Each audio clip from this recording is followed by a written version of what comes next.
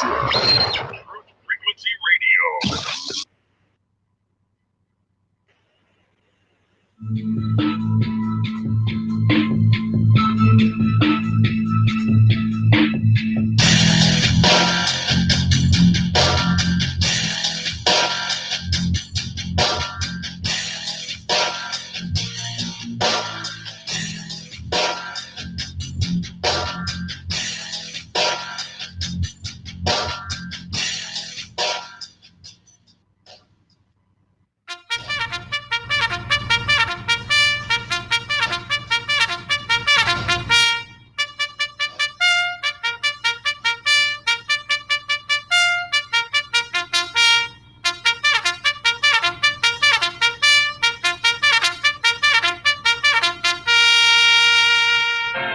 This is the American Forces Vietnam Network.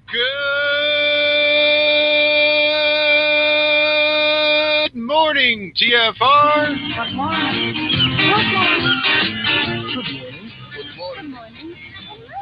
Hi, this is Alan.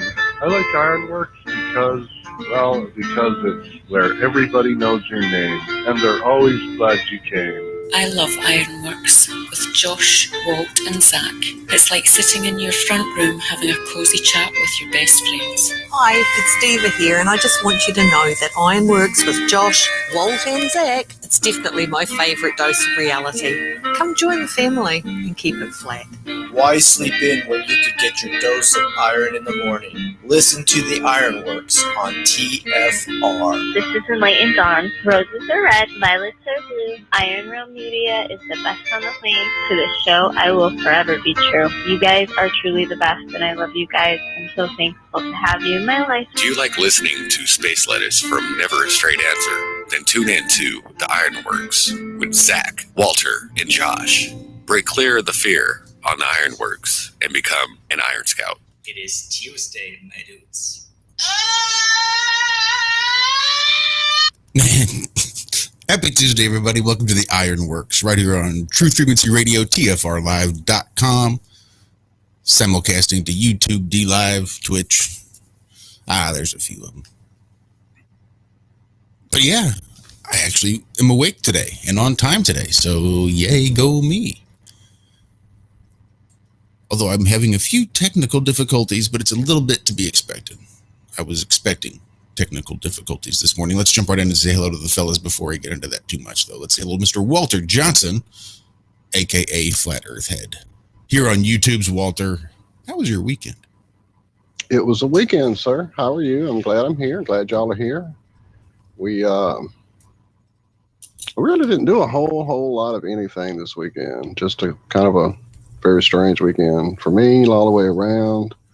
Wasn't able to make the trip over across the state there to service. So sent the video, sent my love. Being that it was the actual 1 year, the day of the service was my uncle passed last week, if you guys weren't here last week. So a really important guy in my life. Basically was my dad when my father wasn't there. So it was a rough weekend, knowing, that had just happened the year after mom passed. So had a strange energy this weekend. We just kind of sat around here, spending some good quality family time. Got in some artwork, got to messing around with that, got to making some videos with a friend. So channeled some of that blah into some positive creativity. Downloaded some new apps that will help me hopefully get some things more refined and accomplished as far as the editing. So there's some new stuff out there I'm going to try out. Get into all that another time. But yeah, definitely glad to be back. Glad everything's back on track. Last week was definitely crazy as far as the missing the show and then sleeping late. And you had some rough times too last week, sir. But glad we're back on track. We had a great, amazing show Friday with Christopher McCracken. Just amazing music, amazing fun, great energy, love. Want to talk to him some more. Told him he's in, he better come back. So hope he does. Definitely had a blast with you, Chris. That was a good time. Yeah, that was a fun show. Hi, sure. Lucas. How you doing? Yeah, good. I know that dude. Yeah, I had a good weekend. Trying to remember what I did. I was sort of in and out, playing a bit of music and working on the garden, so doing odd jobs, so cleaning up. So it's good, real good. I actually put all my songs together. I was pretty stoked after that show, and I was like, I know, I did the same thing. I was Get all back pumped into my up, music played and- my guitar. I did the same thing, dude. He had me pumped up too. So yeah, I pulled it out again. It's been kind of aggravating after all the pedal catastrophe I had. So yeah, it got me thrilled and wanting to play more. So I think he fired us all up. yeah, I was I've been working on this album, but songs come and go, like whether I want to put them on or not, because I've got sort of over the amount that I need, which is a good thing. You can get That's rid great, of dude. ones that Hell may not be. But I've just been writing other songs without even thinking about where they'd fit into the album or anything like that. So then I finally put them all together. I'm like, holy shit, this is really starting to come together. So I'm pretty stoked, actually. Just need some vocals. That is the focal point. That does seem to That's be the problem. Anyway. Well, we seem to be down one honey badger this morning. Zach was cutting up with me a bit this weekend, playing around. He got into the game with me a bit, and we had some fun doing just some craziness, not necessarily just doing the missions, but the crazy stuff you can cut up and do. So he may have tuckered himself out and was sleeping in today. I'm not really sure. So I got my riding lawnmower started this weekend. Hells yeah. Yeah, it was really nice. Saturday morning, I got up, went out there and worked on it, got it going, got my grass cut in like an hour and a half, sitting on my ass. It was real nice. Because mechanically, that's not how things go for me. Things fall apart when I touch them. They don't ever really start working. So I was thrilled when that happened. Yeah, I understand, sir. I seem to carry a bit of extra entropy along with me as well. So in the process, I figured I was on a roll. I figured I'd head to the studio and see what I could make of this pile of parts. They got sent to me in the box. So I basically took it apart and rebuilt it myself. Put things back to where they should have been, I guess. But needless to say, I am operating now on a new computer. So for some reason, Skype doesn't want to get pulled up in OBS. So right now our screen is me on there, but I can't get you and Lucas on screen just yet. Trust me, this morning they're not missing I had my camera on and everything. I know. Oh, yeah, That's why I was frantically trying to it's get like, you on there. fix the light, because usually I'm in the dark here. That dude's Light got behind, gels. so it makes He's got gels on. He's got a halo behind him. That dude's ready for the camera this morning. For some reason, this little lamp that I have to actually shine on the area it just seems to go out constantly. I don't know what it is, but I thought I'm going to be on camera this time for a bit at least, and then there we go. And then There this, you go, right? Josh. Naturally. It's Well, good. it's good to hear that Little you Friday. got in there and rebuilt it, though. I'm excited. I mean, that's Well, I've never really had issues with Skype. Last night, I wanted to make sure things were working. I was getting OBS installed and scenes set up. So I opened Zoom. I thought, well, this would be a pretty good test because Zoom had a bunch of functionality that I couldn't access last week on the other computer. Can I access it here? Start the Zoom call, pop it up. No picture. Just a blank white screen. I said, well, that's not going to work. So after a quick Google search, showed me that there was a couple of video settings I need to change, and poof, Zoom pops up. Still not thinking I'm going to have an issue with Skype. Come in this morning, try to open Skype. Apparently, I didn't even install Skype on this computer yet. So I had to install it. Now I can't figure out why in the world I can't get any picture to pull up in OBS. Oh, well, you've got roughly 2 hours to figure it out, I guess. Well, my biggest fear is that longer. I just Doesn't need to really matter. shut everything down and restart it, and then that'll reinitialize everything properly. But I don't Oh, really. yeah, the old turn it on and off again trick. Maybe I'll do that during the break because I can keep Restream going and stay streaming without having, while killing OBS in the process. So that might be what I have to do. I want to give a big shout out to Brian Gasca in chat. You beat me to it. Shout out, Brian. Been missing you, friend. As Brian can tell you guys, I have completely quit playing Pokemon, so I haven't been even playing with Brian at all. My bad, friend. I'm glad to see you've been focusing on family. We definitely love and miss you here as well, friend. Absolutely. Hope you're doing well. Hope you're in a good headspace in this crazy, crazy world. Y'all, yeah, that's kind of what we did this weekend. Just got back into a good headspace. It's good to, I knew that I would be here with you guys this morning, so that always got me that little extra push for the weekend when it gets rough. And definitely, seems like something else kind of threw me. Oh, my chiropractor canceled yesterday. Apparently had some kind of allergic reaction over the weekend, which is intriguing. So I can't wait to find out what he had a reaction to. And I'm hoping it wasn't, some things that people seem to be having reactions to of late in our world. So, because I'll have to stop going there. But I will find out between now and my next appointment if that is the case. Because, as I say, I don't want to be shed upon if I can avoid it. But, I'm cookie like that. Don't shed on me. There was a lady in yoga today, and she was obviously feeling a bit off because she just had the vaccine. I'm like, don't let her in here. Don't get her in here. Like, keep her in the corner. Yeah, GMO humans. That's an interesting concept. Something that's one of those thoughts that keep passing through my brain that I try to ignore because it's not one of the best thoughts out there. No, it's not. But what if the idea of now purposefully wearing a mask around the vaccinated people? I even entertained that myself, sir. I even thought that. And when somebody I know goes, well, I thought you don't wear a mask. I'm like, yeah, well. I didn't until you got vaccinated, freak. Yeah, you assholes started pricking yourselves. You started pricking, so I had to change. Even with that, I don't think I'd put on the mask. Sorry. I'll just deal with it. I'm just hoping one of these days soon we'll be able to stop being discriminated against for wanting to breathe freely. You would think that. However. Yeah.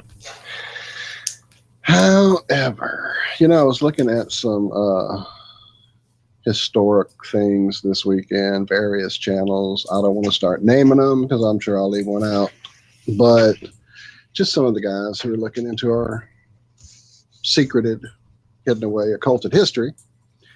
And one of them got around that whole era of the 1918 event. We're not going to call it anything but an event. So you see all the photographs and you see all the people in the stands at the ball games with their little face coverings. And it's like, wow, that's kind of crazy. Deja vu. And something in the video, maybe, or the next one, they said about this one person, how they were really pushing things, financially gaining from things. I'm like, yeah, there you go. Nothing old in the world. Everything comes around again. And as I said that, it made me think about the time frame, 1918 to 1929. And then I got to thinking of Agenda 2030 and of where we are right now. So, another pleasant thought for you all to dwell upon this morning. Good morning. Welcome to the show. Sorry.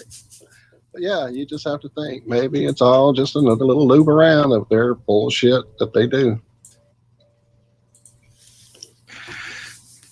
So, there's a channel I'll give a shout out to. That guys can check it out. A little bit off topic from that, but his name's Jared Brewsters. Anyway, I'll drop a link in the chat. He's been doing some good.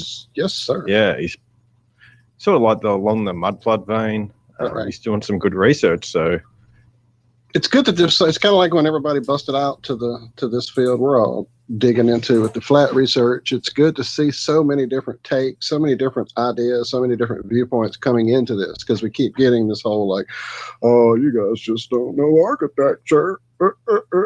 So yeah, it's nice that a lot of people are looking at it from a variety of ways, because there are some things I have seen uncovered of late, photograph wise, that are pretty freaking amazing, up to and including.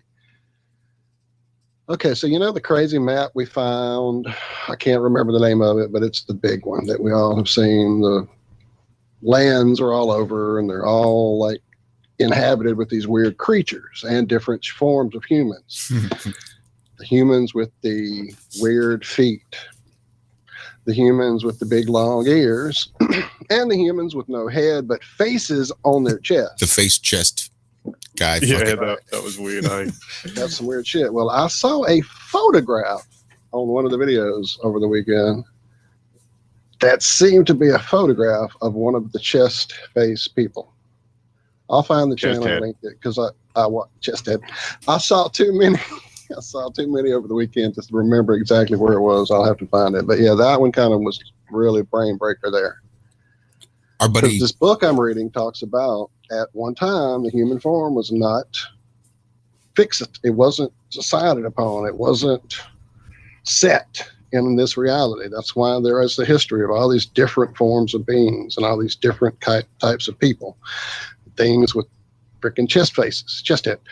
And yeah, but I just don't get it. Like the reason you got your head on your shoulders is so you can look around, and it's like you got to turn your whole torso just to grab something, Just it doesn't make sense to me. Come on, it's just come on. Does anything back in the day make sense?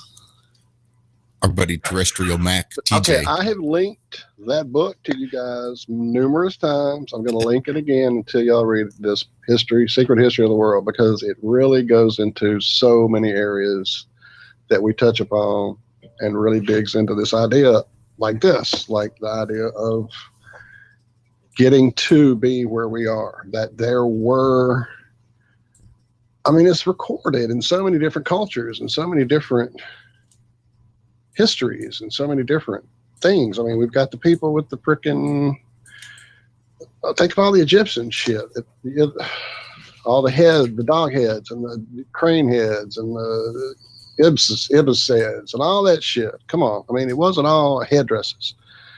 It wasn't all their gods. These things are talked about in the history. And that's one of the things that is talked about in the histories of all of these different cultures, is that at one point there was bad shit going on this plane to the point that it had to be dealt with. I don't know. Floods, you talk about all this stuff if you want to. We're going to get off this topic because I can see that we're going to be lost on it if we don't hush. I'm trying to do two things at once, and I'm not really able to multitask, so I'm still trying to dig for that channel and talk, and it's not working out. Well, that Jared Brewster one that I gave the link to in the chat, the second to last video he did was on atmospheric free electric energy, but he was talking about these hot air balloons that these guys this one guy in particular took up, and they were testing it out basically. So yeah, that was pretty interesting in sort of the stuff that I look at anyway.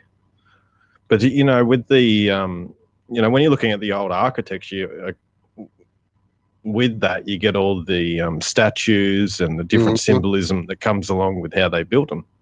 And so it's sort of part and parcel of looking into that mud flood that you start looking into, where is the origins of these symbols come from, and who is the lady with the lions and holding the sword or whatever it is, the different sort of stances they have. And so I think that's good, going back into those trying to find the origins and how these sort of things connect, especially now that we know it's not just one certain little area. There was a whole worldwide understanding in a sense. So yeah, I think it's really cool what people are doing.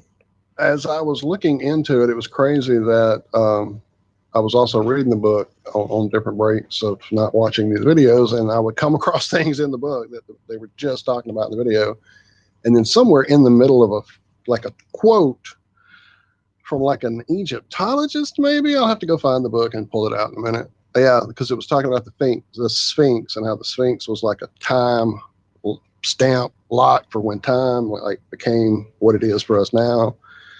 And time before that was different. Time after that was different. This whole thing.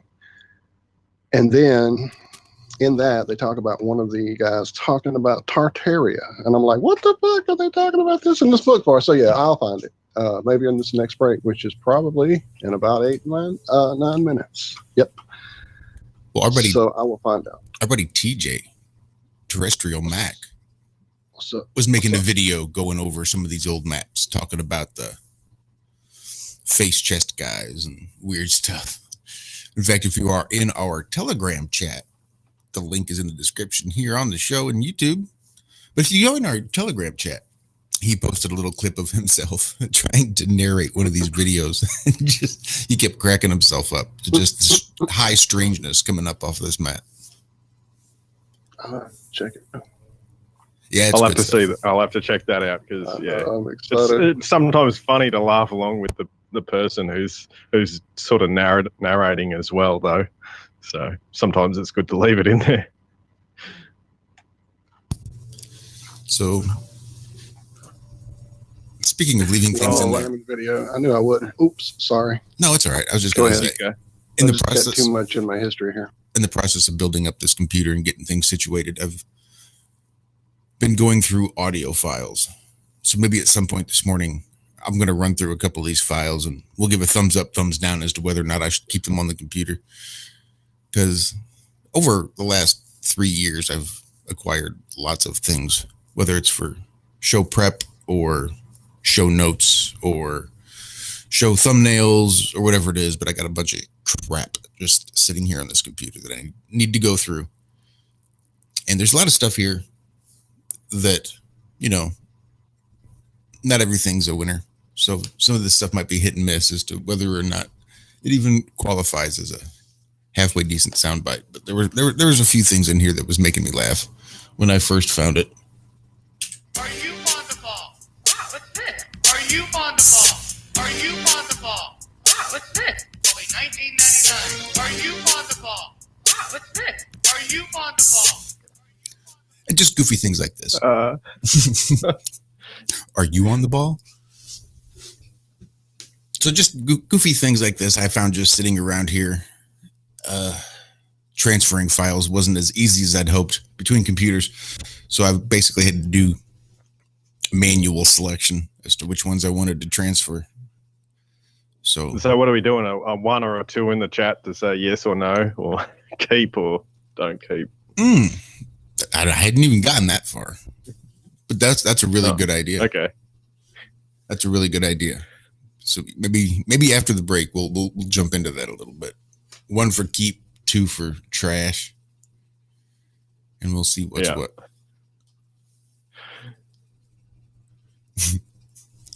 Well, how long we got? Not too long. I'll quickly just give another link out because I found this guy super fascinating and he talks about magnets, and it's from 1975.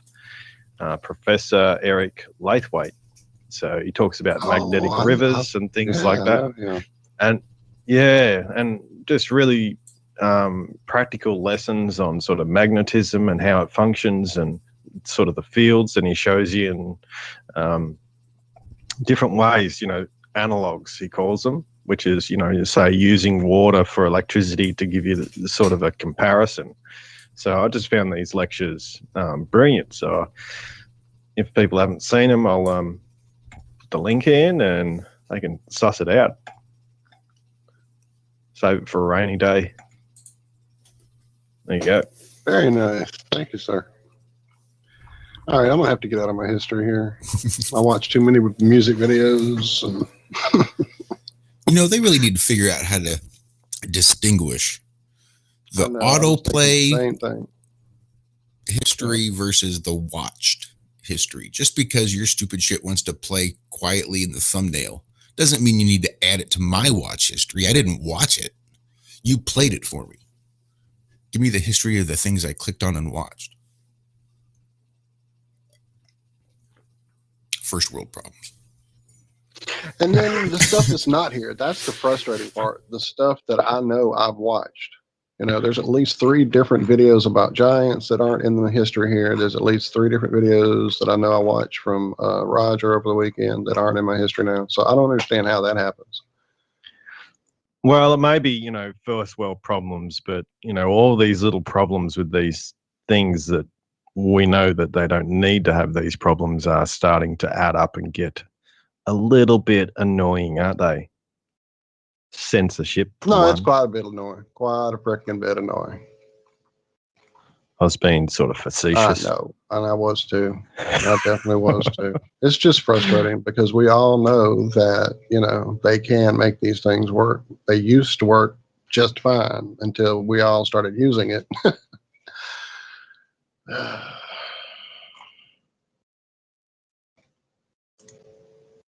Aha, I may have found. Oops. What was that? What the hell was that? Oh, you got another track, Josh? Playing in the background. That was me. I gave that last one a number 2. You a 2? Right. Balls! I'm going to give you a little advice. There's a force in the universe that makes things happen. All you have to do is get in touch with it. Stop thinking. Let things happen. And be the ball. Say what? Balls! Who's got the balls? I got the balls. Big balls. Who's got the balls? I got the balls. Big balls. Balls. Who got the balls? I got the balls. Big balls. Balls. Who got the balls? I got the balls. Get the balls. No, that is funny though. I just just imagine them dancing around in that 80s, clothing and the their shoes with the tongues hanging out and.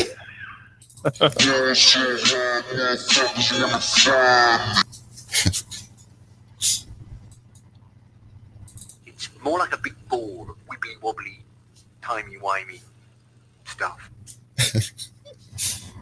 Wibbly wobbly, timey wimey stuff.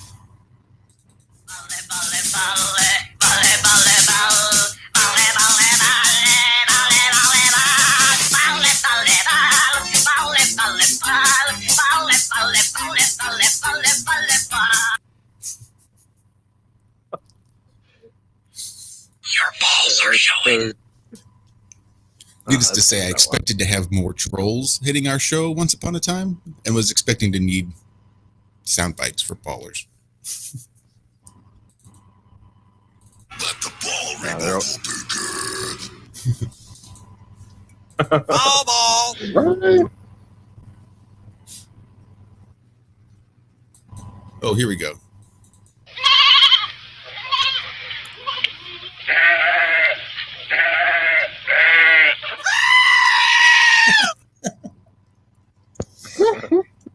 That's a good one.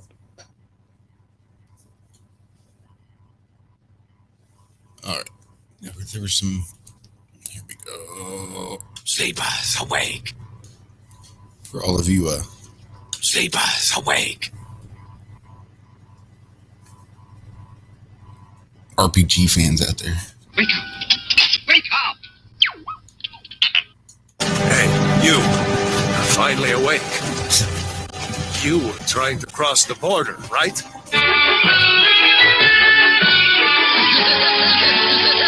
Good morning, world! Wake up! Wake up. Wake up. It's a brand new day. Wake up, wake up, wake up! Wake up, you bastard! Wake up, wake up, wake up, wake up, wake up, wake up, wake up, wake up, wake up, wake up, wake up, wake up, wake up, wake up, wake up! Oh no, stop. That one. What was that? Oh, that wake up one where they just keep repeating it. 2. You don't like that one? No, don't play it again. Coffee. Waking up, Miss Folgers in your cup. Wake up time! Wake up! Wake up! Wakey, Oh, I was waiting for the next bit of that. Put on a little bit of makeup or. I know, it's hard to listen to it without it, isn't it? Wake up! Wake up!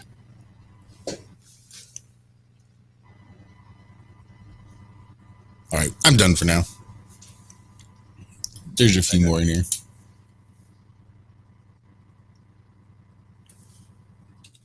Oh my god. I'm so hungry. For science?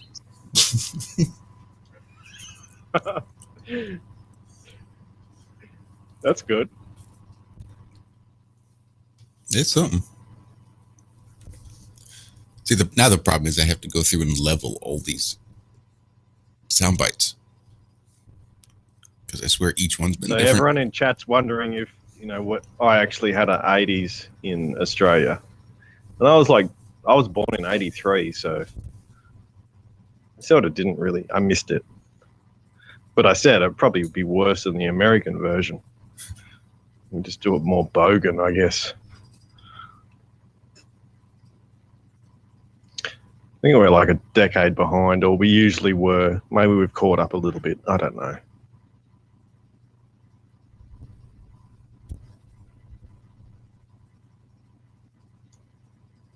Did we not have a break? I'm so confused. Oh, yeah. I guess we should have had some music, huh?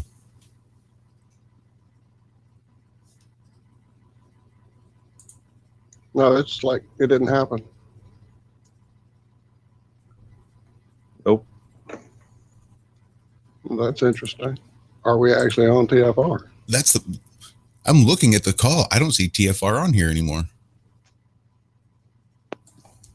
I see Zach on here, but I don't see TFR on here. Wow. Apparently, as it went to the break, it just disconnected our show because it just threw me into the vault. Yeah. What the flip? What did Hey, you Chris. guys say? Hey, Chris, if you don't mind, we're still doing the show over here. So come check it out sometime, bro. Just occasionally. See what's going on. Yeah, we're here, believe it or not. So you guys did start the show? Oh, yeah. Yeah. Yeah, we can go up for 30 minutes until the first break, and then during the first break, it kicked us out of the show on TFR and threw me into the normal place where I edit the show description and picture and all that. So as far as TFR is concerned, we're done, I guess. I don't have a clue as far as the show this morning. Don't know. I don't know either. How you going, Zach? Yeah, not bad. Long night. Couldn't fall asleep. Oh, sorry. That's fine. Zombie said he got kicked off TFR about 15 minutes into the show. Oh, well, then apparently we haven't been on the air on TFR for a lot longer than I thought. Fuckers. That's some real bullshit. Well, is this I'm gonna say sorry, TFR, but I guess they don't even hear us. I don't know. That's never happened before. No. Has it? Never. But it's just kind of a continual stream of these type of things. Us having an empty show up for 2 hours on the show descriptions the other day, and whatever. It's not me. Or do you want? Then, of course, Skype wants to be wonky. I just add them back in the call, but it doesn't want to show me the list. We said everything if we're off the air already. I mean, I know we're on YouTube still, guys. Sorry that all this is happening. Could have been that Skype thing you were talking about, Josh. Could have been. But for them to be removed from the call, they would either have to remove themselves or have me remove them, I think. I just added them back. Mm-hmm. So we should be back on TFR. But even if we aren't in the call, as we know from the other day, it'll record 2 hours of blank dead air. So again, a little inconsistent. Sorry, I'm really aggravated at this point. My God. You know what? I bet it was when you called me then. Nah. It would have been before that. Because I called you when I went to go look to see if TFR was in the call. Yeah. Or to add them back. I can't add TFR, but I'll and we're back on TFR according to Liz. Yeah, I just dropped TFR back in the call. Nice. Well, wow. Sweet. Yes, I am. Welcome back to the Ironworks, everybody. I was watching a was watching a... Something sleeps inside us and seldom awakens.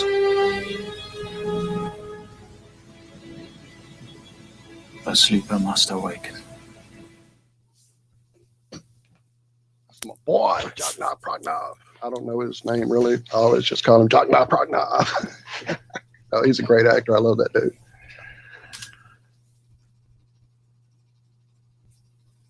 What were you saying there, Lucas?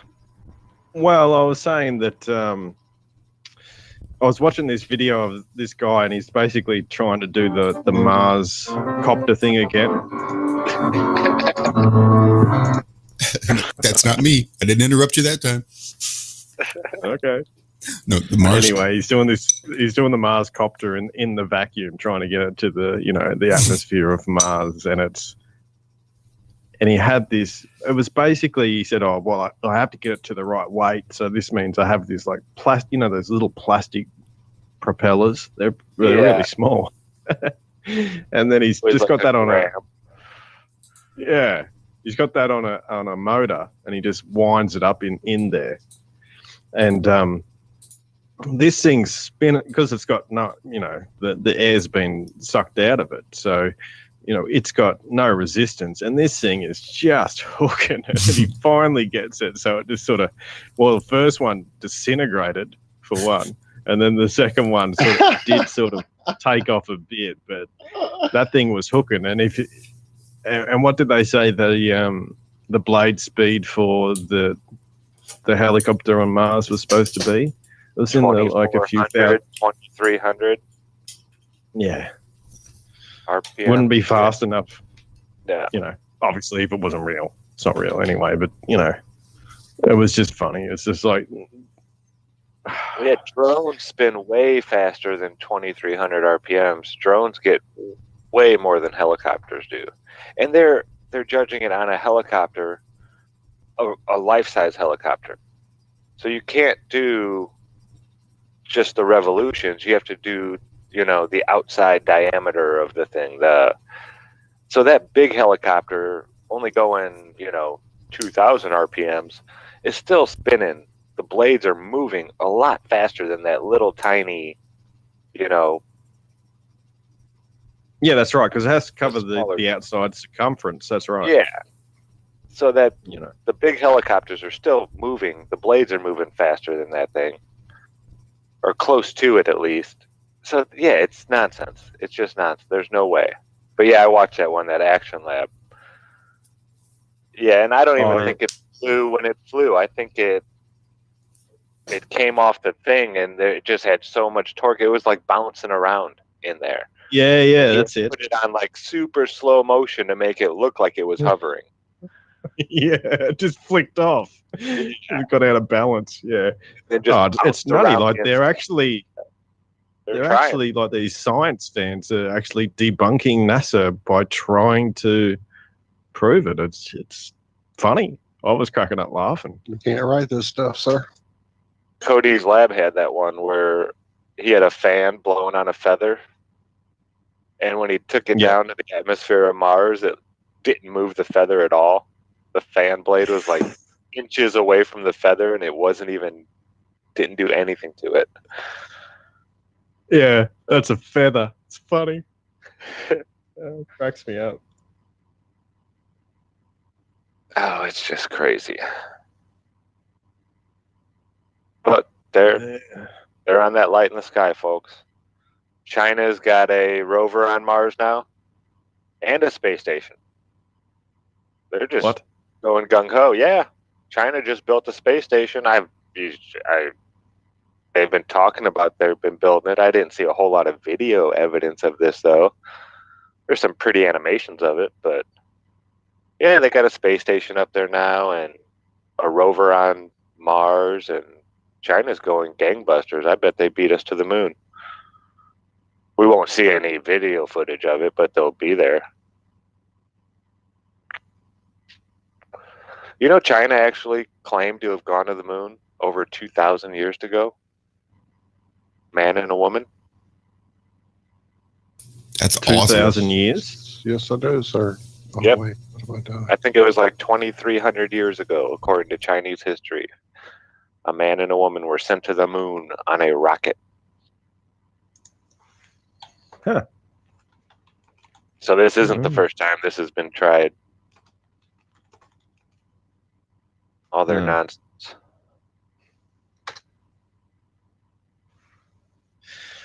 No, it's probably not. But that's just you his know, story. Back then, they probably just knew it was rubbish. Yeah, that's why they don't mention China being, one of the first to say that the Earth was flat or round, and they went to the moon. I wonder if the Earth was flat when they went to the moon. Yeah, that's what I mean. Like, I reckon they would still think, Mm-hmm. it was flat, of course.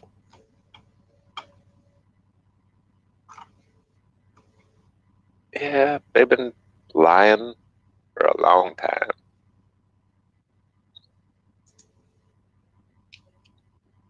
Oh, it's slowly coming unstuck, I think. Slowly. How long you been at this, Zach? Jeez. I wrote my senior thesis in high school on the JFK assassination. Jeez, how long ago was that? 24 years ago. I've been calling bullshit on a lot of their stuff. But this, cosmology, for about 6 years now. I've been at it. Yeah, I think I just had my 6-year anniversary back in February. So if you don't mind me asking, I was trying to find the story. Do you remember the name of the guy? Was it Chang Yi? And then later he married the lady, or they both went to the moon? Because I'm just trying to find the story. I remember what you're talking about. I can't find the details. Of course, they're making it difficult. Yeah, I'm not sure. This was years ago. Years ago. It's kind of what it was for me too, early on stuff. The one I found talks about him like shooting down 9 suns to stop suffering on the plane, and making the last sun in the sky, do the right thing. From now on, you must rise on time and fall on time every day to the benefit of the people. And then he got this elixir as a reward, which let him go to heaven and become immortal. And he found that lady, Chang Yi's wife. They don't give her name here. And then he went to the moon with her. And this is such a crazy story. I'll just link this to you guys. As soon as she drunk the elixir, she flew to the moon with him. So apparently that was the secret, was this elixir. Magic elixir. Oh, that just sounds like, how they dress up their stories of. That's always what they do. Symbolistic, yeah. Like Dinner with Timothy Leary. Always what they do. I'm going to share it with you guys in chat. So what, drink some Indian peyote elixir? You guys went to the moon. That chicken. La chinga. Hey, Doc, did you see the size of that chicken? Did you see the size of that cock-a-doodle goddamn dude? Hey, Billy, why ain't they killing us? We're in the spirit world, asshole. They can't see us. Can't see us. That was a good one. One for the ages. You know that one, Lucas? I'm also. Oops, sorry. No, sorry. Young Guns. Oh, Young you got Guns. Definitely need to check that out, friend. I'm from Australia. I'm digging. Yeah, I know. And I'm having a hard time finding Australia's 80s stuff. I found the images, but I can't find video. I found a travelogue video from 84, and it just shows the opera house and the bridge. It's really not about the nightlife or the culture or anything like that. But does whiz fizz mean anything to you? Yeah. It does.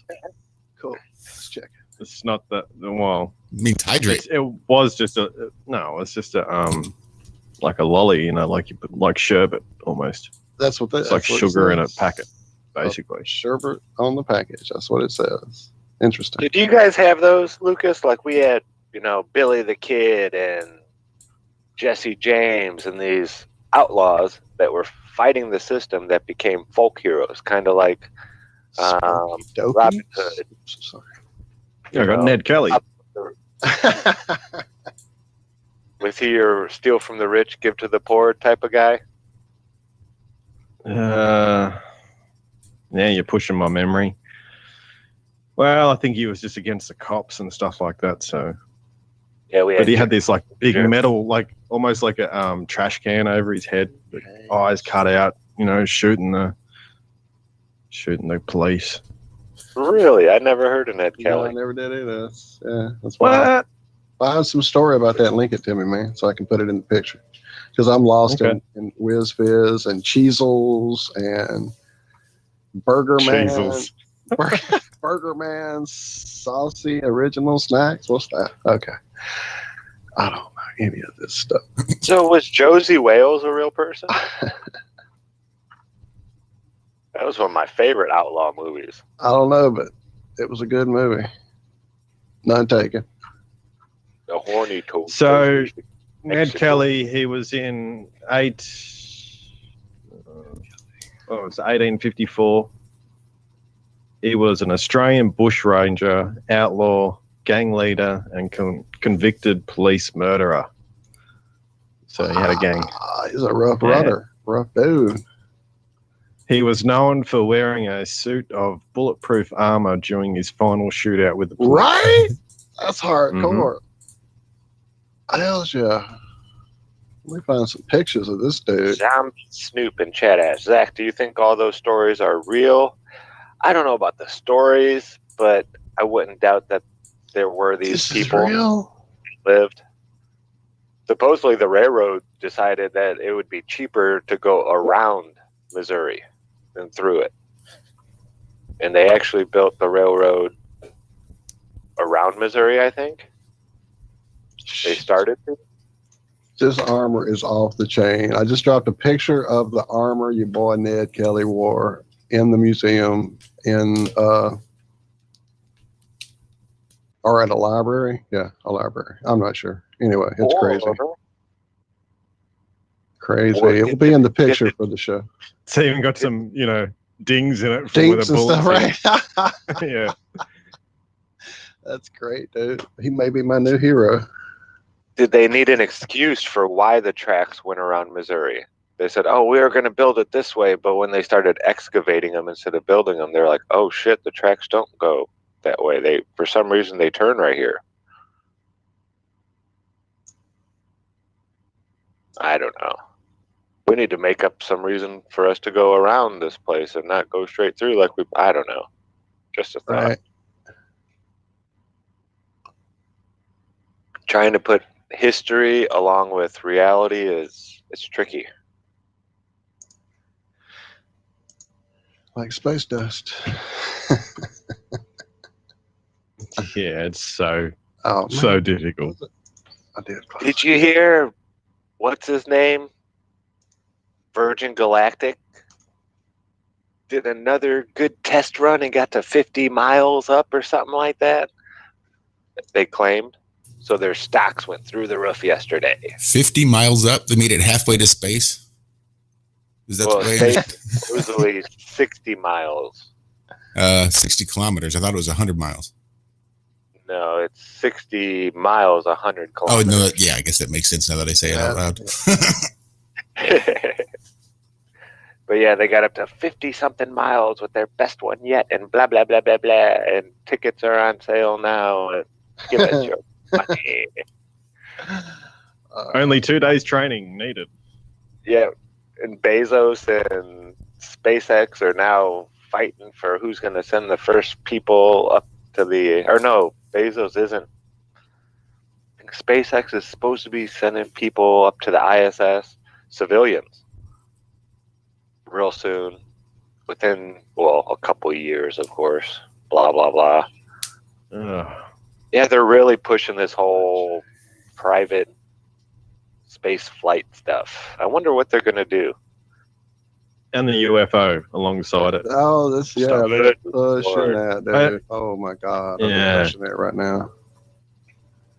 And what's yeah, hilarious is 10 years ago, I'd have been like, yeah, it's happening. Woo! Now I'm just like, oh, people. Can wake imagine. You'd be sitting out in the fields waiting. Because it makes sense, though. I mean, part of our COVID relief bill, we need to know about the aliens, right? Wait. Okay, I'm sorry. I have to stop. Full stop, everybody. Lucas. In 1970, did you know Mick Jagger played Ned Kelly?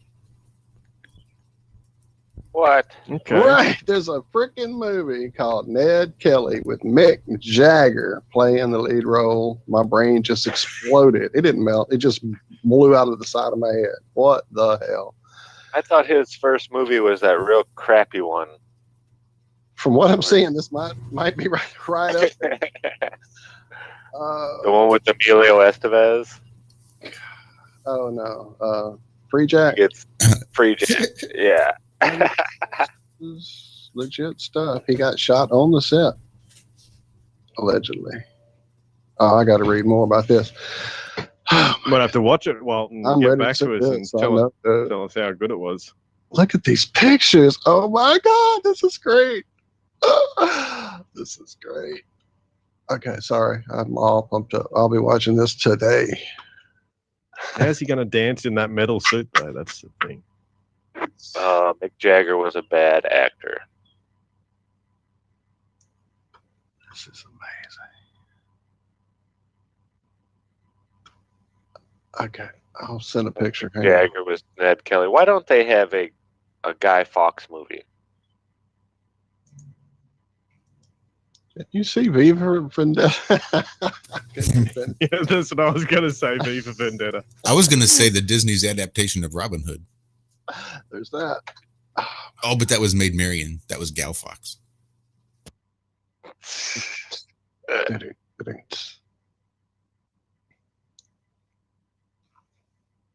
Yeah, that's one thing that's weird. I don't know why they would do that. Do you think they're tales that they made, or are those tales that, it became grassroots and just became so big, so they just kind of maybe took them over? The Robin Hood. Robin Hood, you mean? Yeah, all these types of stories. There could be people just standing up for their rights, and yep, surprise me. And now they just make them into mythical sort of legends, It's on Prime for $3.99, so I guess I'll have to go rent it. I'm excited. Hold on, I can find it for free. Well, we'll talk about that off the air. Prank caller. Who? What? This is great. I'm looking at like a trailer and everything.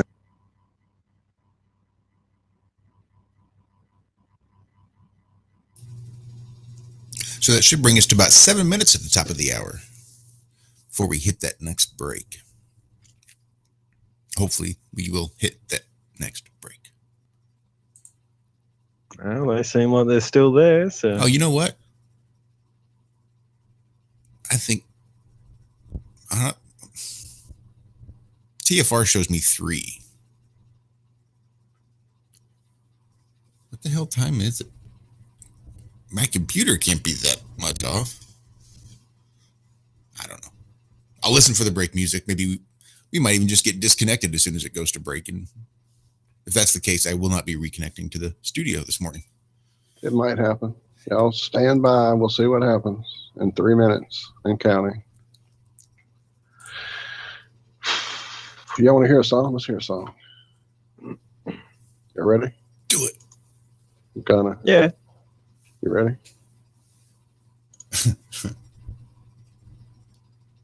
Oh, Heath Ledger played Ned Kelly.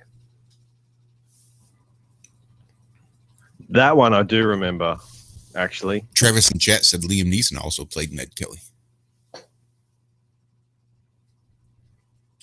Heath Ledger and Orlando Bloom in 2003.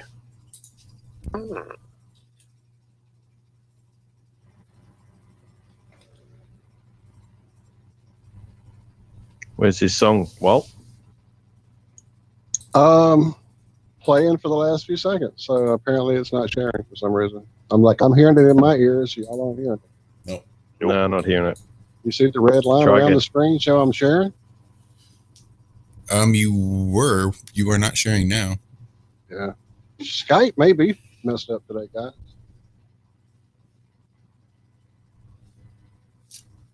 Well, that makes me feel a little better. I broke it.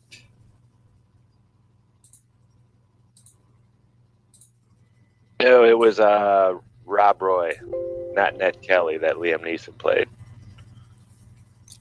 You hear that, Travis? You've been challenged. Oh, no, that was Travis correcting himself. Gotcha. One of my favorite sword fight scenes ever in Rob Roy. The guy like in half. Almost completely in half. Cleaves him, his shoulder off. Yeah. And that's the guy that does all the Quentin Tarantino movies. I forget his name all the time. It'll come to me. He's been like in almost all the Quentin Tarantino movies. Almost all of them.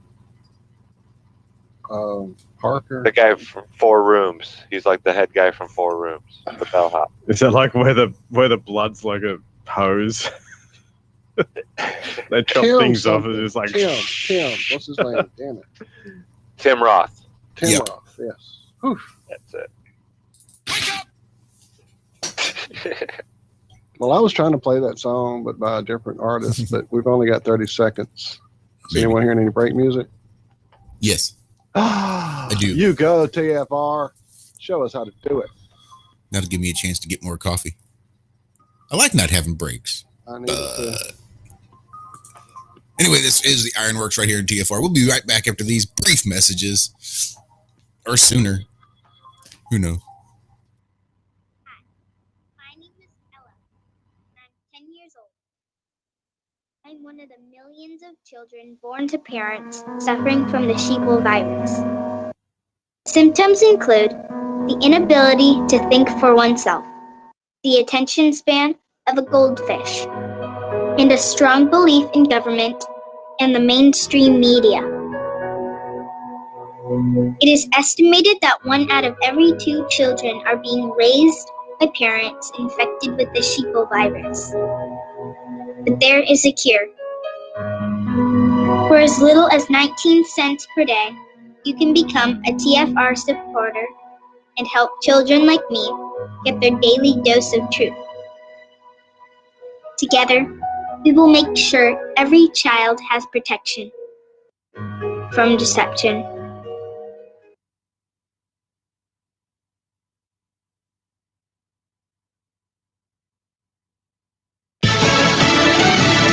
It's 1 year since George Floyd said he couldn't breathe. I'm Jack Callahan, Fox News. Members of Floyd's family will be at the White House today to meet with President Biden to mark a day that certainly impacted him personally and impacted millions of Americans, but he wanted this meeting to be private. White House Press Secretary Jen Psaki. The day arrives without agreement on federal legislation to reform police tactics and training. A goal President Biden sought in his first address to a joint session of Congress.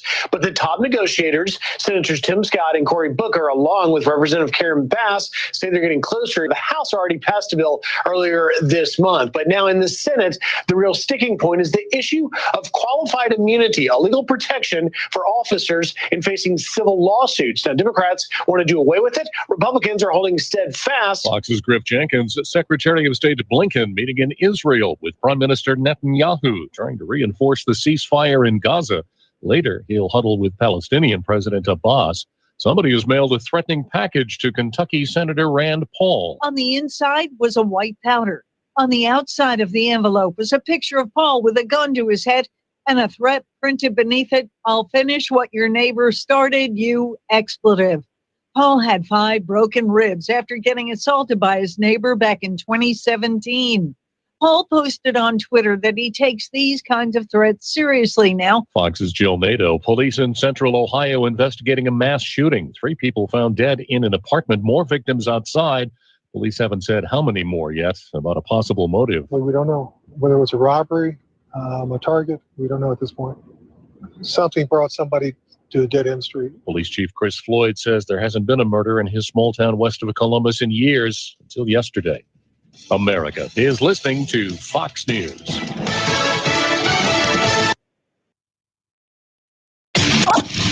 This is the Truth Frequency Radio Network. TFR. Truth Frequency Radio.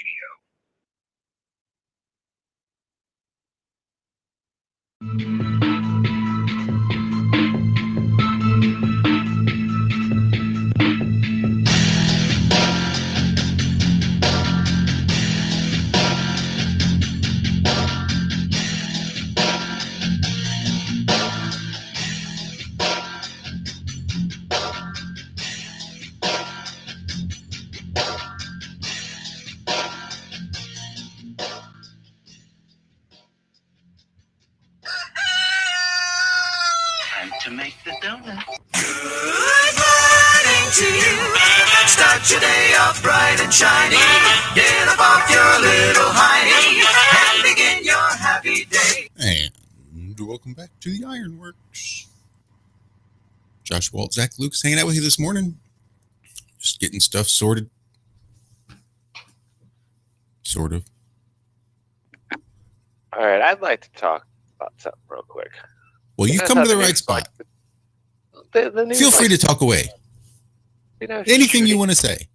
Yeah, but they like to bring up all this stuff, Oh, it's so horrible. This news is just. But there's news that they could focus on that is even more horrible. But there's some reason they don't. Is it that they don't want people to realize this and know about it? I just came across these numbers. I thought it was like 100,000 people went missing in the United States a year. Right? Big number. That's like 2,000 or whatever a day. Not sure. But it's actually in the United States alone over the last 4 years. Over 600,000 people a year go missing. 600,000. That's 1,643 people a day in the United States. And we're worried about the Ronas? Shit. That's 1,600 people every day in this country, just in the United States, go missing, gone.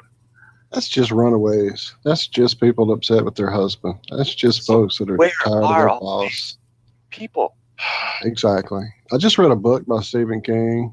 I know, he's a fiction writer. So I just read this story by Stephen King about this institute that kidnaps psychic children because as children are born, they're given a test, a series of tests. And one of those tests that children are given determines certain factors that are present in the blood. Hello, Cammy, where you at? Wake up. And if the certain factors are triggered, these people are watched. These kids are watched till they start developing these certain abilities. And then they're kidnapped by this institute where they're then used in experiments to either increase or tamper with their different abilities. And it's a lot of horrible MK Ultra shit. But the point of what they're doing at this institute is they then take these kids and use them as influencers on world events to prevent nuclear war, is what the book says their ultimate goal is. Well, of course, they also use it to take out certain financial people and sway certain votes. And, power corrupts, and we know this. So, but the idea that these kids in the book, there's like a decline. Like when the Institute was set up in the 30s or 40s, there were lots of these kids. But as our food and our air and our water and our genetics are tampered with, and this is all talked about in this fucking book, this ability that people are born with naturally has regressed to where the Institute used to be full of kids, now there's a bunch of empty rooms. Whole point is that the idea of missing people being used for nefarious purposes isn't just in fiction stories. Sorry, I know I got way off track there, but no, somebody is doing this. Something's going on with these people. Yeah, they're not just disappearing into a void. But yeah, isn't that like a huge elephant sitting like an invisible elephant sitting in the corner of the room?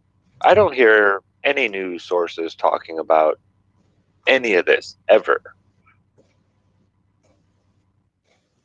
Well, the news is just a farce at this point. I mean, it's just a complete propaganda machine. I mean, you're not going to get any sort of semblance of reality out of it. Yeah, and those are the numbers that I'm getting from, them. Right. I wonder what the real numbers are. Right. The real numbers then. Right. Yeah. Exactly. It seems a bit scary to me. Well, I don't know. I don't want to get off on blurk stuff because there's lots of blurk things out there that we could get onto from this topic easily. Yeah, that freaked me out when I read that the other day again, because I was just looking at, the missing 411 stories and seeing if any of these people had been found and this and that and yada, yada, yada. You start looking at the numbers, it's like, geez. You start, dividing it up by days and stuff like that. It's insane. Yeah, I don't know. I don't know what to make of it. It's just, keep an eye on the ones you love, folks.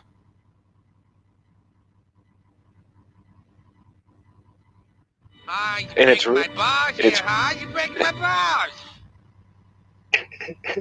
Was that the Mr. Glass?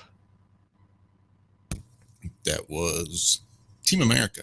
Who was the antagonist in Team America? Okay. You breaking my balls here, huh? You breaking my balls. The Chinese guy, I forget. Yeah. Chairman Mao? No. Mr. Wong. Kim Jong, yeah. Or whatever. Onk. That was a great one. Matt Damon. Those are that's the line. That's all the words that Matt Damon says in the movie is his name. Matt Damon. I don't know why they don't like that guy, but they do not like Matt Damon or Ben Affleck. Or they like him a lot, they're buddies. And that's why they rip on him as much as they do. I haven't seen any of the new South Parks. Not one of them? Nope. Wow. I think the last time I saw it was 2019. I don't even know when I saw it. You watch any more of those Rick and Morty's, Lucas? Yeah, I did. I was going to say. I was up to the one where they went to Pluto and stuff like that, yeah. Pluto's a fucking planet. So you got into it very reluctantly, and you hated the voice acting a lot immediately, didn't you? But now you're hooked, right? There's just some little comments in each sort of episode. I know, there's there's always something, right? And then suddenly it's got you, and you're going, wait, why am I caring about a fucking cartoon like this? It gets better when he, yeah, and Rick's, worse than the devil, or upstage is the devil in it. It's just his pathos is just amazing. You gotta laugh at that shit though. That's funny. Yeah. But I never really watched those sort of things. But yeah, this one's not so bad. Wait till he tells you when Morty asks Rick a question. What do you want? You want me to tell you 9/11 was an inside job? What? It doesn't matter. Global acts of terrorism happen every day. I'm a pickle. A pickle Rick. Didn't someone make a song out of that? Josh, don't you have that somewhere? Are you looking for it hard right now? I'm not looking for it. It was on YouTube I was playing it from. So one of the things that really got Dixie and I together, part of our courting ritual, was sharing music, essentially. We'd find a new artist that we thought the other might like, and we'd send it to them, and they'd get them all excited, and vice versa. So it's always been sort of this thing where we're finding new music. But I found this rapper. His name is Echo, Ekoh. Echo. He's one of those nerdcore rappers that I tend to lean to. But he did a song called Pickle Rick. And it wasn't the remix like I had played. But it's one of those that I keep wanting to send to Uzek because I think you'll really like it. If you like that kind of music, I dig Echo. He's pretty smart. He did a pretty good job, at least for me, as to explaining where this mumble rap trend came from. And basically it's just garbage purposefully being put out by the record studios to, water down the market and lower everybody's value and things like that. But anyway, Echo's a pretty smart guy, decent rapper. And he did a song called Pickle Rick. And somewhere on the YouTubes is a badass little remix where this guy basically remixes it live on this little MIDI machine that he's got. And he tweaks it and throws down a beat, sequences, and all that good stuff right there live, and mixes this badass little song from, Rick as a Pickle.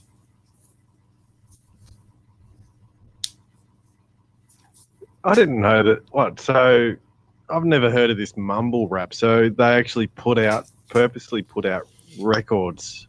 Is this in all genres, or is it just in this rap one? Or Lucas, come on, man. Have you heard some of the shit that's popular out there right now? Yeah, I know that, but I just thought they sucked. Then they purposely put shit on the market so that people's expectations of talent and creativity are lowered. So that, when you put buying power into the hands of like 8-year-olds with a cell phone that mommy's charged with their car, they can buy the crappiest music out there. What's going to get popular? So it's like, it makes my brain hurt. I haven't listened to the actual radio in probably 15 years. No, I don't listen to the radio either. They just play like it's complete rubbish. It's so rubbish. We used to have a radio station in Australia called Triple J, and they'd actually, go and find Australian bands and help them record them and things like that, and play them. But now it's now their talking points are the other day I was explaining that they were, I turned on the radio and here they are talking about, is it okay to eat insects and things like that. They're just a mouthpiece for the, Agenda 2030 type bullshit. Mm-hmm. Mm-hmm. And what's frustrating, I grew up in the 70s when there was real radio. I know all the time radio was driven by money. I get all that. But there was AOR stations, and then there was the pop, quote unquote, stations. The AOR stations literally would play an album sometimes from side 1 to the end of side 2. That's AOR, album oriented rock. They would play deep cuts from albums that you never heard by popular bands. It was amazing time to listen to music on the radio. And then what was considered pop radio, you would hear Earth, Wind and Fire, followed by Jim Croce, followed by Deep Purple, followed by the Carpenter. It wasn't a genre. It wasn't like everything got played. Older music, newer music, rock, soul, it wasn't as driven by marketing and demographics and all that bullshit that it became. When I got into radio, it was so horrible. I hated working at radio stations because I wanted to go into a station and turn it back into what it was in the 70s, and they definitely weren't going to have that shit. You stay off these records and you only play this list here, and you don't go over there in that room because that's the good stuff, So it's really... Sorry, I'm raging. I'll shut up. But yeah. The other thing that I am pretty disappointed about is it seems in the older day that put a lot of effort into the holistic album, giving a whole vibe, giving a whole sort of theme to their albums, even the art that went along with it, lyrics. So you got sort of like a whole package, and you just don't get that now. It's just like, I like that song, man, of the album art, and if you had lyrics, or if it was a double gatefold and there was an inner picture, or if there was pictures from the recording session, or there was some totally crazy like coded stuff that you tried to just like. There was a Styx album. What was it? Oh man, Cornerstone. Oh my God! Great at that. The fucking art was so many like levels of hidden stuff that you were like trying to decode while you were listening to the music. So it was an experience. It wasn't just click on my phone. Now I've got an MP3 in my ear. No experience, no ambiance, no. Just yeah. I miss records. The Who, the whole album of the Who was like a story. Tommy. The whole thing was a crazy story about being molested by his uncle, the deaf, dumb, blind kid that was molested by his uncle his whole life and became this pinball champion and this and that and yada yada. But the whole thing was like a rock opera. Didn't Queen do stuff like that too? Oh, dude, the album cover to News of the World had this giant robot thing that had crunched through the roof of the auditorium where Queen was playing a concert, and then you opened it up, he had picked up one of the band members and was poking a hole in his belly. It was just one of the most crazy things you'd ever fucking seen. And then the songs were just like, what am I listening to, with all the crazy effects that Brian May was getting on his guitar? There were no synthesizers on that album. If you ever listened to that album and thought there was keyboards, there weren't. That was all Brian May's guitar. So yeah, Queen was great at that. And so was Elton John. Elton John's albums had a lot of crazy artwork, and man, Captain Fantastic and the Brown Dirt Cowboy. Go look at that album cover for about an hour and a half. You know who wrote some crazy shit? Who you'd almost have to have the esoteric view of whoever. David Bowie. Half the shit that guy. I went and listened to some of his deep tracks, stuff you don't hear on the radio. That dude is weird. He was like the Beck before Beck. Just some of the lyrics that come out of this guy's mouth, it's like, what are you talking about, dude? I can't even put it together. But David Bowie, that guy was strange. The hair and makeup didn't give it away at all. Yeah, but I mean, besides that, like, if yeah, like he was a deep. I mean, Kiss had the hair and the makeup, but at least when they sang something, it was like it's for serious. Yeah, it's like a Beck song, Like this line does not go at all with the next line, does not go at all with the next line, does not go at all with the next line. But maybe if you add them all up and you know what he's talking about, it makes a whole lot of sense. I don't know. No, I don't know either. Well, I'll tell you one thing. Making a full record, a lot of work.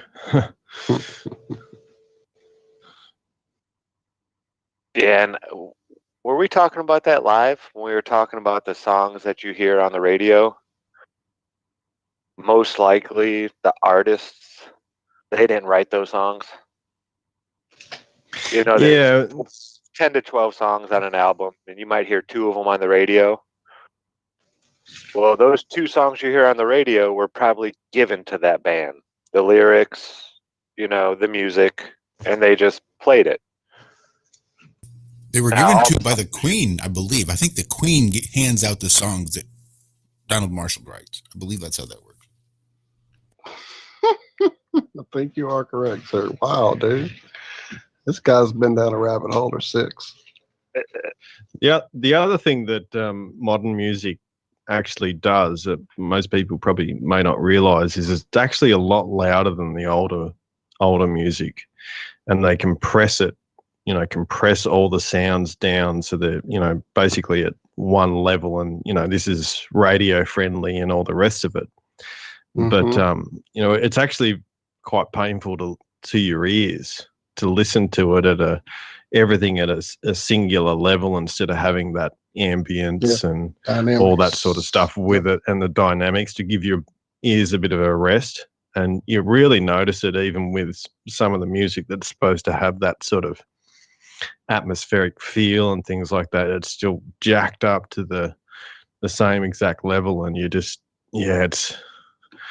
it sort of ruins the sound as well, because you get all these harsh frequencies that just basically get pushed right up instead of the actual natural guitar sounds and Right. things like What's that. hilarious to me is this new push of these $40 and $50 records that are the new, like, retro, everybody's cool, so they have a new album collection. So this is the new version of this album you grew up with, and you buy it for your son because he likes records now, and you stick it in your on his record player and put the headphones on, and it's like, are you kidding me? So what they've done, they've taken the MP3s now and put them on the fucking records. I'm like, what are you fucking thinking about, people? Do you know what an original track sounded like on an old album? Let me pull it out and let you hear it.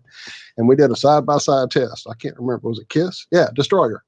The new version about him and my old crackly, sounds like fried chicken in the background, but it sounded sonically so much richer and fuller and real because it wasn't a compressed fucking digitized thing that they then put on a fucking album. My brain just exploded. I couldn't believe they were doing this now. Yeah, that's nuts, especially with your MP3s, because, especially like the high end so into low, your, so much like, low. 10 to 15K. That's where all your cymbals are, and they get compressed, and it sounds horrible.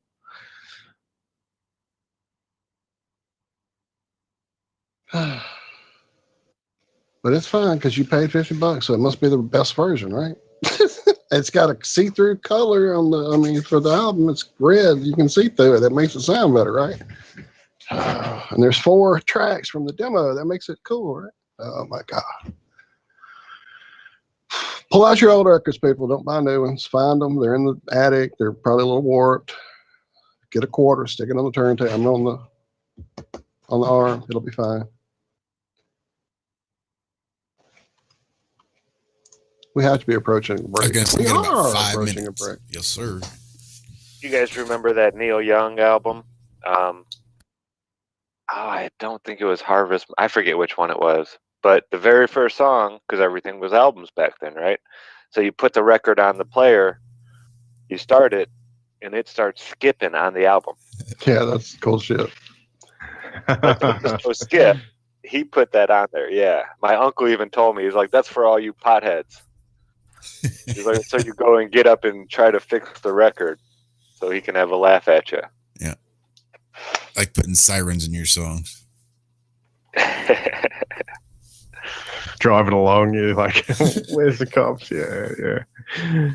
Those worst ones where, like, you listen to an album and then it just goes silent at the end, and it'll have that secret track. I remember on the Deftones album, they had one that just started basically with the snare just kicking in, and it just like, it was a pretty heavy track, and it just like, boom, wake you up because you'd just fallen asleep to the last couple of tracks. And here you go, you're like, what the fuck is this? It was a good like Tool, half an hour or something like that later Tool as well. did It was one crazy. On their Undertow album after Disgustipated, which actually took a minute to get started because you thought the album was over, and then suddenly you start hearing these little sheet bleats, and then we get Reverend Maynard's bit, and then we hear Disgustipated, which is a jamming fucking song. And then it ends, and then there's quiet for a long time, and the tracks then start skipping to number 69, and you hear this weird thing of like, you woke up in the ditch and saw the color of the sky was blue, and so blue was your color, and it's all this crazy like rant by some kind of maybe serial killer or something that's talking about seeing these people across the field with the camera, and so now those people are yours, and it's just nuts. I don't know, it's crazy shit. Hidden tracks are awesome. These are the cries of the carrots. It seems like there was something on the Pink Floyd Wall album at the beginning when you first put the record on. There's a voice and it says something, and you can't really quite hear it. But what happens is when the whole album, 2 albums, 4 sides, amazing concept album story. At the end of the last song, that voice says the beginning of the phrase that then links it back to the beginning of the album. So it's like this big cycle. Nice. Yeah. I was thinking of doing something like that for the for a YouTube video, like just having a huge blank bit and then having a song or something right at the end. Right. That's Yeah, awesome. just see if people would actually the video. Yeah. Fucking A. It's a lot I'm easier sure on it pissed YouTube people off. because you can skip right through that little. Yeah, I know. Maybe they didn't know. It's like, oh, you left this big blank bit. What an idiot. I tried to waste 15 minutes of your time, and I only wasted a second and a half. Yeah, the Beatles were notorious. I think they started around Sgt. Pepper, putting all kinds of crazy, weird talking that you can't understand in the background. Some of them are like, you almost want to play them backwards to see if they're saying something. But I remember one in Strawberry Fields Forever at the end, and this was part of that whole Paul is dead thing. Everybody thought that they said, I buried Paul at the end. Really, they say cranberry sauce. Don't know why. Actually, I thought it was some kind of pie. Hang on. Cranberry sauce. No, because I used to have 100 Beatles shirts, and one of them, it's the Beatles shirt said on it cranberry sauce. Yeah, I was one of those fanatics that had all the books, and my first high school girlfriend had. Well, there's break music, Zach, so hold that thought, sir. We're going to take a little break, believe it or not. And have we really gotten to the last segment of this show? I think that's it. Yes, sir. Didn't we just start this show? It does seem like it. I guess we're going to soon end it. Y'all come back, hang out another 30 with us at least. Right here, Ironworx, Zach, Lucas, Josh, and Walt. Breaking you clear of the fear. From the dawn of man, we have turned to nature to help attain balance within ourselves. But somewhere, we lost our way. Western culture is once again remembering the healing benefits of CBD, the non-psychoactive component of the hemp plant. That's why more and more people who use CBD report relief from inflammation and chronic pain, balanced blood sugar and cardiovascular system, relief from muscle tensions, tremors, migraines, headaches, anxiety, depression, and the list goes on. The big question is, where do you get it? Life is a 99% pure CBD oil made with all organic ingredients, and it's available to TFR listeners worldwide. If you use coupon code TFR at checkout, you'll get $5 towards your order. Head on over to ialife.com now. That's AYA life.com. Poor water quality is a major health issue, and it's only getting worse. Municipalities can't keep up, standards have dropped, and pollutants are increasing. Where does it all end? It ends by keeping the pollutants outside of your home with HydroCare's advanced systems available at Wave Home Solutions. No less than the best purification materials and processes have been developed by HydroCare to provide you with healthy, clean water for drinking, cooking, and showering. HydroCare far surpasses the competition in removing chlorine, odors, iron, lead, chemicals, limescale, and much more. Don't settle for less when it comes to your water. We'll take care of the toughest water problems for you, whether it's from a city or well source. Satisfaction guaranteed. For more information, call 888-997-WAVE. That's 888-997-WAVE. Or go to bestwater123.com. That's bestwater123.com. Wave Home Solutions for a healthy, comfortable home. Dowsing is the ancient science of finding water and metal underground. Albert Einstein said that dowsing was tapping into earth energies which modern science as yet does not understand. Diamonds, silver, gold, and platinum objects have all been found using dowsing. And now, for the first time on film, we visit the pyramids, Stonehenge, and ancient sites, dowsing for buried treasure and tapping into this mysterious earth energy. The Enigma Channel. Intelligent television for planet Earth. EnigmaTV.com.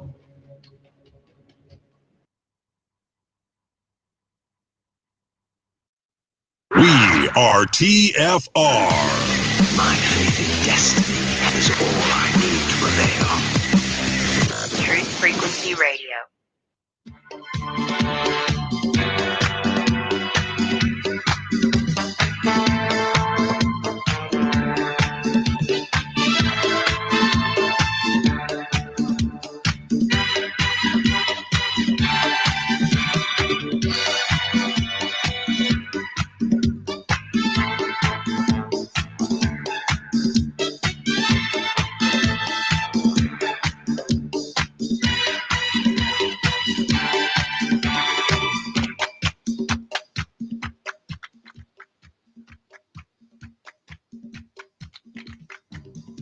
Good morning.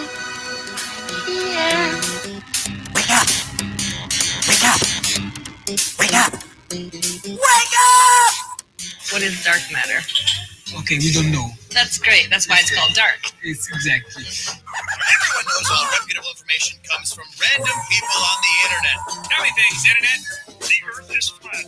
It's like school in your hand. Dark matter is something we do not know what it is. We believe the dark matter is there, but we have never detected it. Well, what I'm afraid of course, is that there is no dark matter out there. There was one? There is no dark matter out there. We need to think really hard.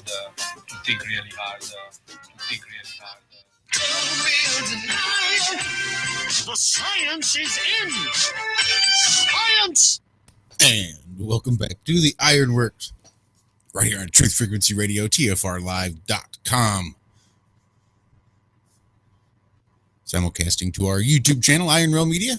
Also on our YouTube page, Twitter account, DLive account, Twitch account. And I think that sums it up. I want to give a big shout out to Ispy Nasalies there in chat.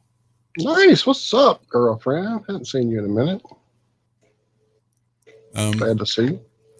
Yeah. Yeah, it's crazy. She sent me a thing. I was telling her I'm in South Carolina. She's like, "Oh, that's crazy. Where?" And I told her, and she sent me a message, and it was her asking how far away it was. And I thought it was 2.6 miles. And I don't know if I heard something else in the background or something. I was like, "Oh, cool. She must be right down the road." And I typed back, "Oh, let me know when you're not working. We got to get together and hang out." And then I didn't hear from her for a few days. And I was like, we're awful close. I wonder why she hasn't, just go burn down or something. And I listened to it again. It's 66.6 miles. Satan is between you. Yeah. And I was like, whoa, that's okay. Now I see why you sent me that. Yeah, that's kind of odd. But yeah, 66.6 miles from me to Candy. That's just creepy. Nice. Changed the venue this year for the Flattoberfest. It will be in Spartanburg.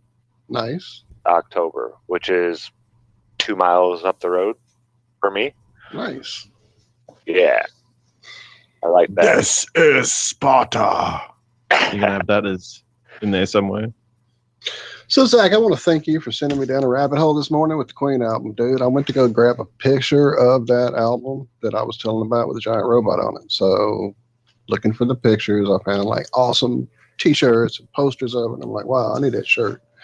And then I know this is like really crass and plastic crap, but they have a Funko pop of the robot, and he's actually got like the blood on his fingertip and all that stuff. And I scroll past it, and I find out through the wonder of the internet and the information age that this album cover apparently is based on an old 1954 astounding science fiction book cover drawn by Kelly Freese, it looks like, called The Gulf Between, story by Tom Goodwin. And it is the exact robot, exact pose, holding a astronaut classic 50s astronaut figure in his hand, having done the same thing to him as on the album cover, having done to Freddie Mercury. And I had no idea of this up until this minute, sitting here with you guys trying to find this stuff for the picture. So that's what the internet rabbit holes are for. Get you lost and totally distracted. And it did. Well, big shout out to a guy I know. We all know him as Hanker Panker. I'm so proud of this guy. We were in the backyard yesterday, and I've been feeding all the wildlife out there. I just get big bags of bird seed with a lot of sunflowers in them, and just put them out at the end of the yard, away from the garden. You know, if they're going to come in the yard and look for food, I'd rather have them look for food out there than in the garden messing with the plants. And Hank has always had a thing where it's his job to keep, squirrels and stuff away from the garden. But I was sitting there talking with him yesterday, and I had just put out all the food, and he was sitting right on the back porch with me. And a squirrel comes down. Now he knows if the squirrel's close to the tree, I'm not even going to waste my time, Dad. There's no point in running over there. He's just going to run right up that tree, and then it's just a waste of energy. So he went out there, and he just sat down a little bit, took like 3 steps out there. And there's a squirrel looking around, and he's just eyeing that squirrel. And I started talking to him. I was like, hey, we're going to try something new here. Now, they can come in the yard right there, and they can eat all their stuff and blah, blah, blah, blah, blah. And he comes back up on the porch after I said it and just laid down next to me and quit getting in that stance. And all of a sudden, 2 chipmunks come out from up the hill and start eating birds. I got some video of 2 chipmunks, a squirrel, and a dove, all within like a 5-6 foot area, just all hanging out, congregating, eating all the seeds and whatnot. And Hank just sitting there, just chill. Usually he's tense, ears up, this and that. He's just sitting there, his chin resting on his paws, like, okay, Dad, I get this. We can do this. So yeah, I'm proud of him, because he's getting older, and it's hard to, teach an old dog those new types of tricks after you've trained him to, keep him out of the yard. And now So Hank Pank, I love you, Bubba. Get your good boy. Nice, bro. That's beautiful. I've been so glad to have this lovely little Rizzo back in my house. Having a pet is just a wonderful thing. And I forget between having pets around, because it had been quite a while since Skillet was here and ran off, which he's fine. I've seen him around the neighborhood. So has the guy he was staying with, my landlord that you met. He saw him over by his house. I've seen him over here by my house. He's just a wild cat now. He's not kept. He's hunting and doing all that natural stuff. But having her here, and then she had the kittens, and dude, she is the most loving cat, especially since the kittens got here. She's been overly just under my feet, purring, and there's a lot to be said for that frequency of that purr. It definitely has an effect on us, or it does me for sure. So speaking of wild cats, well, I've got a wild cat here, actually. It just turned up, this little black cat. I don't know what to do with it, actually. It just sort of hangs around. I've given it food every now and again, but can you tame him back down, or? You can. It seems it's pretty young. Just give them water. It depends on how wild they are. And it's raining. Yeah, I mean, if you plan on bringing him in the house, that's one thing. But really, if he's going to be an outside cat, you kind of want him to be wild. Right. You'd be astounded at how well they hunt out in the wild, dude. You won't have cats in any barns. We had cats that would literally line them up on the steps. Like, here's a bird I got. And a few hours later, here's a rat I got. A few hours later, here's another bird I got. I mean, they're proud of that shit, dude. I've heard that's not pride necessarily. What is it? What's that? What is the behaviors? I don't know. They're putting in there, they're sharing with you. All right. Like, you feed me here, have some, I guess, right? What I've heard is it's more, you stupid fucking human. Here, I gotta feed your stupid ass. Right. You are not competent to hunt and kill prey. I wouldn't doubt that. You I can't do wouldn't it. doubt So that at I have to do it for you. So here is food Right. because you can't get it yourself. All right, I felt your claws when you scratched my head, and that's some shitty little claws you got, dude. Let me go help you out. Right? That's awesome. I never thought of it that way. Whether that's true or not, I don't know, but that's whatever. I like it better. Better whether it's true or not. Oh, it's great. Here, fucker, you need some food. Oh, that's great. Well, I'm not really on a big farm, I'm a farmer, but it's like on a third of an acre, and we're still in town. So I don't know. I don't want it getting the birds and stuff anyway. Oh, and they will. Yeah, I know. I would. So I don't know what to do with it. At my old house in Indiana, because we had a few cats, and one of them, she was evil. Like, she would let the nest be up there until she heard babies, and then Right. she'd go up there. It's not evil. Yeah. It's nature. I know it's not evil, but yeah, she was a good hunter. Like, But aggressive or overly aggressive, definitely. I mean, personality is truly, strictly like Skillet was in the same house, and we have the same mice that come every year when the sugar mill fires up down there, and they all scatter out of there. They head out to everybody's houses around. So we always have to fight that for months. And the whole time he was here with them, literally, one ran behind the TV. I saw it. Shell saw it. The cat looked at it and just like, okay, whatever that was, I'm good. No, like instant like attack or mode. It's just different cats, different personalities. Some are aggressive, some want to hunt, some don't. So that's what I was saying about that one, Lucas. If he can handle it out there, if he can find his own food, let him. But once you start feeding him, he will start relying on that for sure. I've always heard females are the best hunters, especially after they've had a litter. For some reason, like some kind of genetic key gets turned or something once they, in that motherly instinct to hunt for her, her babies, and then teach them how to hunt. Something kicks in, and they become like, yeah, they're even better hunters than they were. I was thinking that too, because since then she's definitely been all in little corners, like really more than she was at first. So she seems like she's probably getting ready.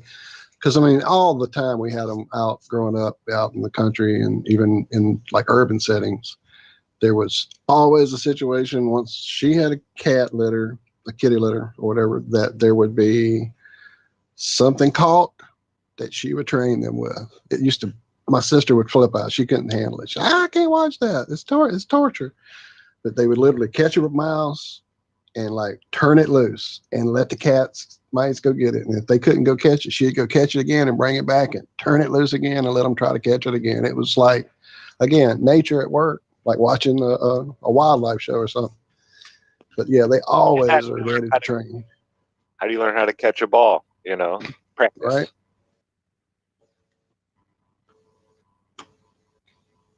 It's weird, man. Watching these young kids grow up. You know how many boys that are like 12 years old and go and play baseball for the first time and don't know how to throw? It's crazy. You go watch Little League now, and it's not like when we were younger. Or, that's every child played baseball because we didn't have even Nintendos. There wasn't all that stuff. We had to, entertain ourselves. And even if it's just playing catch with a football or a baseball or whatever, they're not out there doing that like they used to. You'll always have the phenoms, children that have been playing since they were like 3 years old. Their parents have been playing catch or whatnot. But no, it's not like when we were younger. The athleticism doesn't kick in till later, it seems now. Just the training and all that kind of stuff. It's weird. Yeah, that's true. My son's a good kick. Yeah, I saw this one boy, no offense to the ladies out there, but he was throwing like a girl. When we were younger, that was one of the things. Oh, you throw like a girl, Great, Zach. Now we're gonna get canceled. in this Can't culture, say. this cancel Yeah. culture of our. Can't say I'm a good thrower though. So, probably see me throw. It look like a I had a girl. good arm. I love playing center field. Yeah, I just learned how to throw. You extend your whole body, and it's weird. You can get. I mean, the human body can throw a baseball far when you know how to do it, and hard and fast to get to a point. I learned how to throwing apples and pears at people from like 30, 40 yards away. We'd stand out in the field, just whip. Yeah, I can imagine. Yeah, that was one of the games we played, trying to hit the guy. You had to learn how to throw it hard and fast in a straight line from a distance. Do you guys have dirt clod fights? Yeah, we always had stuff laying around. We had pine cone fights, bottle rocket. Pine cones, those are classics. That was out at my uncle's place out in the way out. Like, yeah, they had so many pine trees. And dude, those pine cones were like, some of them were like small footballs. They were huge. You can get a good spin on one of those. I like it when they didn't open up yet. I was just about to say, you just make sure you don't throw one of those hard, right, the new ones, because you'll knock somebody down with those. Those are bad.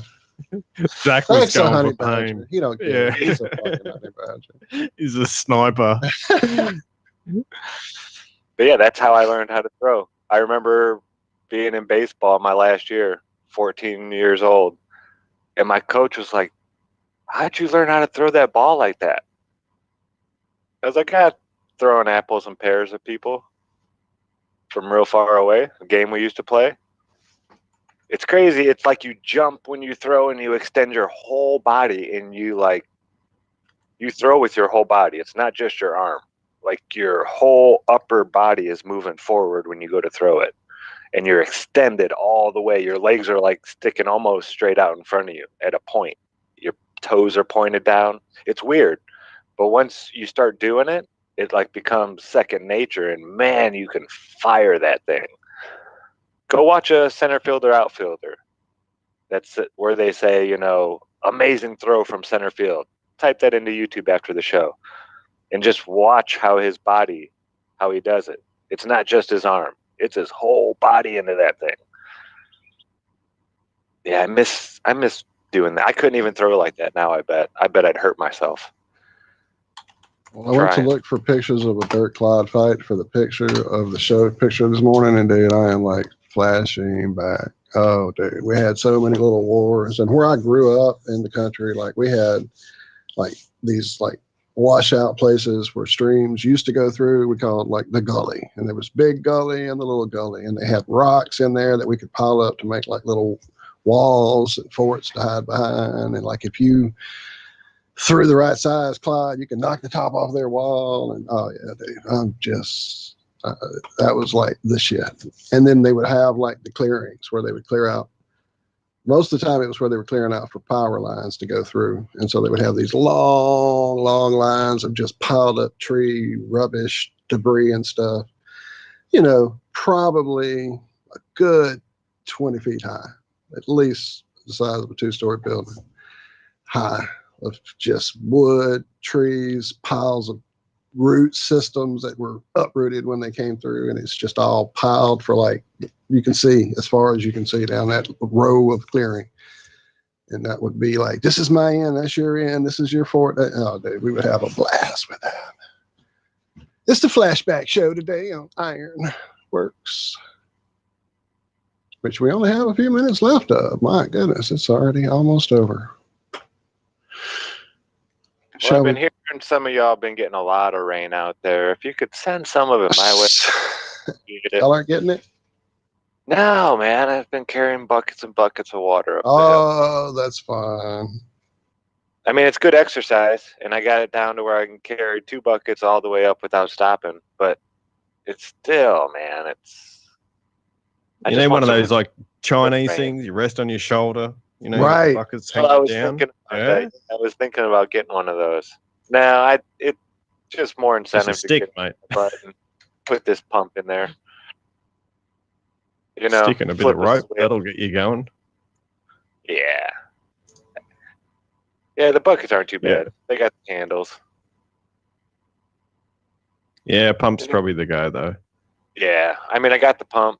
I just need to figure out what type of tubing. It's weird. It's a sump pump, and I'm gonna have to do a little finagling. I'm gonna have to put it inside a like a sealed container, and then run the hoses out of that so it can create suction to get the water up the hill and going. Mm. Yeah, I'll figure it out. But yeah, I'm enjoying the exercise right now. Once I get sick of that, it'll get done real quick, I bet. What is it? If you want something done, a job done, and you want it to be done as quickly and as easily as possible, you know, give it to a lazy person. Oh yeah. They're gonna figure out the easiest way to get that job done. You know, least amount of effort. That's right. Motivation is just a poor excuse for laziness.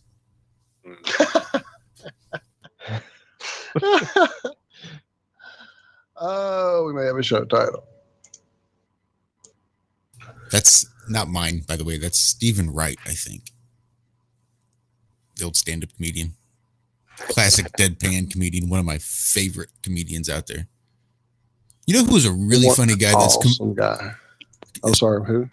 Who's completely underrated because his shtick, his gimmick was what it was Gallagher. Gallagher's comedy was awesome. His stupid smashing watermelons and stuff. Yeah. I used to tell people that all the time back in the 80s, and then they would go like, whatever. And I was okay, let's go rent one. And they would be like, oh, where's the rest of his stuff? Every time. Because it wasn't about the watermelons. That was just, like you say, the shtick that got him famous. That's kind of like the Dice Man thing. He had a whole like comedy life before he found that character that I used to watch as he developed that character, the Dice Man, which was like a bouncer at the comedy club on the late night show that I used to watch, actually, that before he started doing it on stage even. I'm going to have to, I love old comedians, and Wright was one of my favorites. I just saw him on something. What was that? Like recently, and he's old, but still funny. Damn it. What was that he was on? It's too late. I'll never remember it before the show's over. I think one of my favorite was Richard Pryor. When you go and listen to his old stand-up comedy acts, he was one of those dirty comedians. And then Eddie Murphy kind of took the reign from him. It wasn't so much that Pryor was dirty. It was that he was real. That's what it was all about. Yeah. He brought what he like really was experiencing to the stage. And dude, some of his early stuff is horribly uncomfortable to listen to. Like, it is so real. Oh yeah, crazy. Like even the audience in the club is kind of like not even sure what to do in some of the parts. Red Fox, he worked a little blue. Oh, I love Red. Yeah. They were like the George Carlin before George Carlin.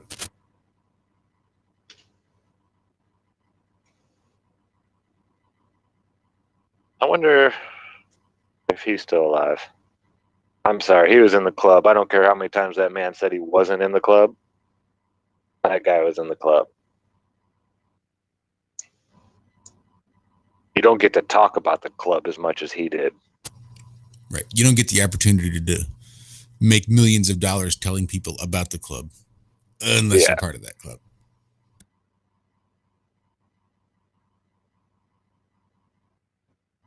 Well, we are coming right up to the end of the show here, folks. Couple minutes. We certainly are, definitely. Thank you guys for hanging out and chat. It was good to see some old friends we haven't seen in a while. Shout out Candy and Brian and a lot of new folks, actually. I noticed as I was going to play catch up, I stayed out of chat a lot today. It was unusual because I'm usually hanging out with you guys. My apologies, but all the places we went had me distracted because I was doing a lot of digging trying to find those things. Yeah, we It was covered a good. few topics, that's for sure. No, I know it's going to be hard for me to kind of consolidate all that into picture, description, and etc. So we'll see what falls out. Ooh, and I got an idea. Yes. You know how we have our space lettuce? Yes, sir. And then we did the crouton thing. What about conspiracy croutons? What? Oh, that's good. CC Oh, 33. Oh my It's perfect. When we bring up the list. Dude. Illuminati confirmed. Call Marty quick. Conspiracy croutons. Dude, I'm writing it down. So, Copyright what's that? Ironworx. May 25th, 2021. So, what are they actually about, these croutons? Just not about NASA, just still. Yeah, just not about NASA, but, like how I talked about Bill Gates getting divorced to liquidate all his assets without making it. Yeah. Yeah. Yeah, that's cool. Got to be a new section. Yeah. Got it We on can my just throw in some, Nice. make up some conspiracies to throw in there. Start a few balls rolling, Going right. Hell yeah. Someone's got to make something up for bacon bits now, because I love bacon bits on my. This guy. All right. With that note, I guess we'll sprinkle a little oil and vinegar on this and head on home. Sounds like a plan. Love y'all. Thank y'all. Love y'all. Thanks, everyone. It's been an absolute pleasure. Thanks for hanging out with us this morning, everybody. Thanks for putting up with us as we struggle through me getting my studio set back up and rearranged. But everything's running much better. I will say that. Anyway, we'll see you right back here on Friday morning for another episode of the Ironworx on Truth Frequency Radio, TFRlive.com. Have a great rest of your week. Be good. Be well. We love you.